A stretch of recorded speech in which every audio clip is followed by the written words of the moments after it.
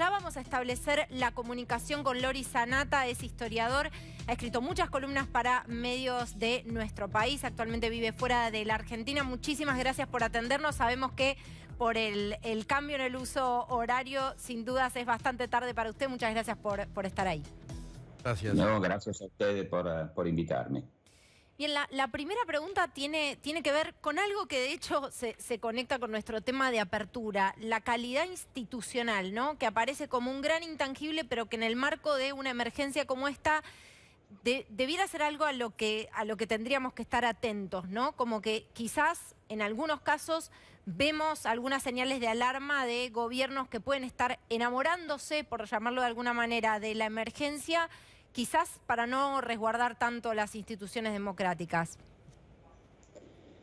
No, el tema de la calidad institucional es muy poco abstracto y muy concreto en realidad, y efectivamente la pandemia se la puede interpretar un poco como un termómetro, ¿no?, de la calidad de nuestras instituciones.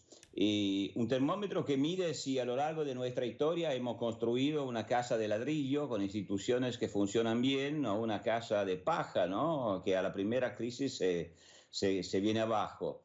Y bueno, efectivamente, lo que estamos viendo en muchos países, en otros no, es que, bueno, gobernar la cuarentena es relativamente fácil, especialmente en el caso de Argentina, donde por suerte, y me alegro mucho, veo que efectivamente el virus no se está difundiendo, o muy poco. En Italia tuvimos realmente una bomba atómica, de manera que la cosa fue más complicada. Pero la cuarentena es relativamente fácil, se encierra la sociedad, ¿no? El problema es organizar la vuelta a normalidad. Es ahí que se mide, digamos, la capacidad de las instituciones de gobernar el tránsito a la institucionalidad normal. Y comienzan las dificultades. Y veo que está pasando en la Argentina lo mismo que está pasando en Italia. El tránsito a la normalidad es más complicado porque tenemos estados grandes, pero bastante ineficientes. ¿Qué tal, Sanata? Nicolás Wiñaski soy. Gracias por atendernos. Hola. Un gusto también. Lo que usted está diciendo no tiene que ver con la dificultad de un gobierno para salir del aislamiento, sino el gusto que le puede tomar un gobierno a tener a una sociedad más o menos encerrada, gobernar casi sin el contrapeso del Congreso y de la justicia, ¿no? Ese es el tema, efectivamente. O sea, claro que todos los sistemas democráticos que son objetos muy frágiles, ¿no? Todos. Y el de Argentina, con la historia que tiene, tal vez más, ¿no?, de muchos otros. Claro que se basan en un pasillo estrecho, ¿no?, que está entre la ausencia de Estado, la anarquía por un lado, y por el otro el leviatán, ¿no?, que todo lo domina. Bueno, ese pasillo estrecho se basa en el equilibrio entre el Estado y la sociedad. Claro que una pandemia que obliga a encerrar la sociedad rompe ese equilibrio, ¿no? Le da todo el poder al Estado, y se comprende que el Estado puede enamorarse de ese poder, porque efectivamente es mucho más fácil gobernar. A mí lo veo desde lejos y me resulta bastante sorprendente ver, bueno, un Congreso paralizado, o una feria judicial, o sea, dos poderes del Estado que tienen un papel fundamental en la Argentina. O sea, en Italia también tenemos el mismo problema, pero estamos hablando de un país que ha sufrido 30.000 muertos, que tiene todavía un contagio muy importante y donde hay mucha polémica sobre esto. En la Argentina un poco me sorprende, porque efectivamente sí, la pandemia existe, pero por suerte, repito, me alegra mucho, es más gobernable, debería ser más gobernable. Sí, hay un interrogante que se plantea ahora, sobre todo con la debacle económica que significa también la crisis provocada por el COVID-19, que tiene que ver con los liderazgos, ¿no? Pese al mal manejo que han tenido muchos líderes de la crisis, incluido Donald Trump, la verdad es que el respaldo popular, quizás porque la gente percibe que necesita un liderazgo fuerte en las crisis, es todavía positivo incluso para algunos de estos líderes. ¿Teme usted que se produzca como una suerte de retracción autoritaria a partir de esto? Yo no creo, pero repito, estamos midiendo quién edificó una casa de ladrillo, una casa democrática, una casa institucional, y quién una casa de paja. O sea, yo creo que a pesar de todo, qué sé yo, si miramos a Estados Unidos, si miramos a Brasil, donde han habido liderazgo muy responsables, yo creo. En el caso de Brasil, hasta lo diría delirante en ciertos aspectos, pero yo creo que hay equilibrios institucionales dentro de todo que van a reequilibrar los poderes. No va a pasar en todos lados, pero es demasiado temprano para sacar la cuenta. Nosotros recién empezamos con esta crisis, o sea, especialmente las consecuencias económicas y por lo tanto sociales, los conflictos, lo vamos a medir con el tiempo y ahí también se ve quién tenía una casa más sólida y una casa más débil. Porque si hay países que tienen una deuda muy limitada, bueno, tendrán mucho más recursos para volver a renacer económicamente. Tendremos otros países, y Argentina lamentablemente es entre ellos, pero Italia también, que tiene una deuda pública impresionante, pero tiene Europa que puede ayudarla, bueno, que le va a costar mucho más salir de esto. O sea que los costos del pasado, yo soy historiador, llega el momento en que se pagan y no es una crisis que simplemente se soluciona en el presente. Tiene raíces en el pasado y va a tener consecuencias en el futuro. Es muy interesante. Le quería preguntar, Sanata, por la Iglesia Católica, ¿no? ¿Qué papel cree que está jugando? En una de sus últimas columnas, usted contó que el Observatore Romano, que es un diario que está vinculado a la Santa Sede, hablaba del nuevo enemigo que es el neoliberalismo. Y a usted le llamaba la atención eso. ¿Podría ampliar un poco más? Sí, claro, hay que ampliar un poco el discurso, porque yo entiendo que la Iglesia Católica, como todos nosotros, ¿no? Vivamos esta crisis, esta pandemia como una amenaza, por supuesto, y de esto acabamos de hablar, ¿no? Una amenaza para nuestros sistemas democráticos y nuestras instituciones, pero ¿por qué no verla también como una oportunidad? Estamos en realidad asistiendo a un impresionante, impactante proceso de destrucción creativa, ¿no? Y son las épocas de grandes cambios. Entonces, ¿por qué no pensar que sea una oportunidad también para mejorar nuestras sociedades, para hacer reformas?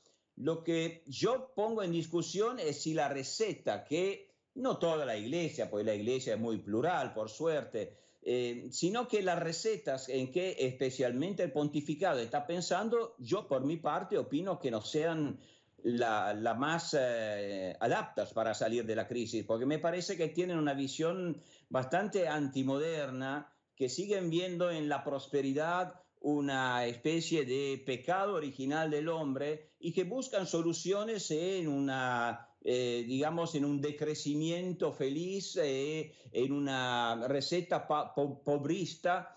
Y yo creo que las sociedades más pobres no son más solidarias. Las sociedades más pobres, que son menos prósperas, generalmente son sociedades donde hay lucha de todos contra todos. Es lo que yo temo ahora, porque en un mundo más cerrado, de menos comercio, de sociedades cerradas, es más probable no una nueva solidaridad, sino más bien una lucha de todos contra todos. Esto me parece la preocupación y de ahí mi crítica a la receta del pontificado. Después cada uno es libre de pensar lo que le parece, por supuesto. Loris, ¿no le llama la atención en este contexto de pandemia, por supuesto, en los países donde la situación del Estado de Derecho es crítica, por no decir países donde básicamente hay ausencia total de Estado de Derecho, y estoy hablando de en nuestra región Nicaragua o incluso Venezuela? Las denuncias que hay es que se ha acentuado los mecanismos de persecución política, la violencia institucional en este marco de control total de la sociedad. Ahora, ¿no le llama la atención el silencio de la Iglesia con respecto a esto? Es un silencio que viene de lejos en ciertos aspectos. Al mismo tiempo, hay que decir que la Iglesia venezolana es extraordinariamente activa. Yo diría que es la mayor fuerza de oposición al régimen, y yo le tengo enorme respeto. Nunca entendí, y lo mismo vale para la Iglesia de Nicaragua. Así es. Nunca entendí exactamente la estrategia del Vaticano. O sea, sí, puedo entenderla, que es una estrategia de buscar mantenerse neutrales para el día de la solución poder mediar. Pero yo tengo documentos en que la Iglesia dice que quiere mantener, el Vaticano que quiere mantener esta posición desde el año 2000. 2005 y estamos en el 2020. No me parece una estrategia que esté pagando muchos, No, y además digamos, activos. el escenario era otro. El escenario en términos del control de la sociedad, de la violencia ejercida contra la sociedad, era otro y fue escalando de manera exponencial, diría. Tal cual, pero la estrategia no cambió.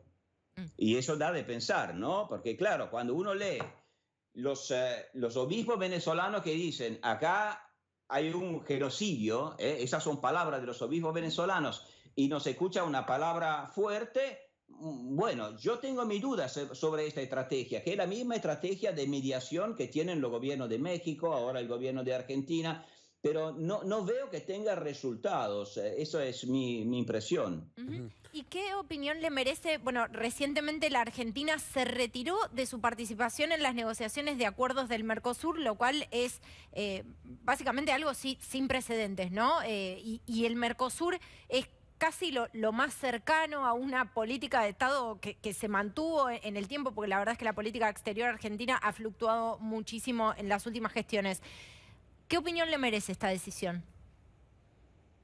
Bueno, claro que he leído en la prensa muchas interpretaciones y bastante lógicas también, ¿no? O sea, el gobierno argentino se siente en un entorno hostil de gobiernos que tienen otro color, otra tendencia ideológica y por lo tanto se siente aislado y es como si intentara romper el cerco. Ahora, es una actitud esa de romper el cerco que me parece ilógica e irracional, porque, bueno, uno no elige los gobiernos de los países vecinos y los intereses de Estado son estables y deberían mantenerse. O sea, no importa que Argentina tenga una afinidad ideológica con México. Argentina necesita de Brasil, no de México. Y es un antiguo vicio de la política exterior peronista. Yo he estudiado mucho, he escrito también sobre la política exterior del primer peronismo y el origen de esa política viene de ahí. El primer peronismo tenía una visión política basada en un destino manifiesto, o sea, en un destino de tipo ideológico. Y en cierto sentido hay una continuidad. No me sorprende demasiado que el gobierno argentino se mueva en esa dirección. Como usted decía, obviamente investigó mucho y escribió mucho sobre el peronismo. Le quería preguntar sobre el peronismo y la pandemia. El peronismo está en el poder, está la pandemia, está el aislamiento obligatorio. Usted veía que en la Argentina los casos de contagio son obviamente menos que en Italia, pero que el gobierno también tiene un sesgo que tal vez se enamore, ¿no?, de la falta de calidad institucional. ¿Es así? Es así y no lo sé, esto lo digo la verdad, lo veo desde muy lejos, no conozco el día tras día, los detalles, pero claro que alguna diferencia con lo que veo, no solamente en Italia, sino en varios países europeos, bueno, hay una diferencia. Acá también hay polémicas enormes sobre la falta de libertad, sobre el poder exagerado del poder ejecutivo que está gobernando con decreto de emergencia, así que parecería todo igual, pero yo lo que no veo es un aprovechamiento de la situación, como en cambio, por lo que leo en la prensa argentina, se está dando en la Argentina para ocupar el Estado. O sea, yo veo los nombramientos de cargos importantes, estratégicos, y además veo que, bueno, lo que era una fácil profecía para los que estudian el peronismo, que bueno, el peronismo tiene diferentes almas y las diferentes almas se van combatiendo, repartiendo los espacios y es como si la dinámica política argentina, como todas las veces que gobierna el peronismo, se transformara en una dialéctica interna en el peronismo y la oposición va poco a poco desapareciendo. Hay un jefe de la oposición en este momento en la Argentina. Yo pensaba que fuera el expresidente, pero no veo que aparezca en la pantalla en ningún momento. O sea, es el peronismo que ocupa todo el espacio. Juega en pro, en contra, arriba, abajo, el gobierno y oposición. Esto no es sano, esto no es normal.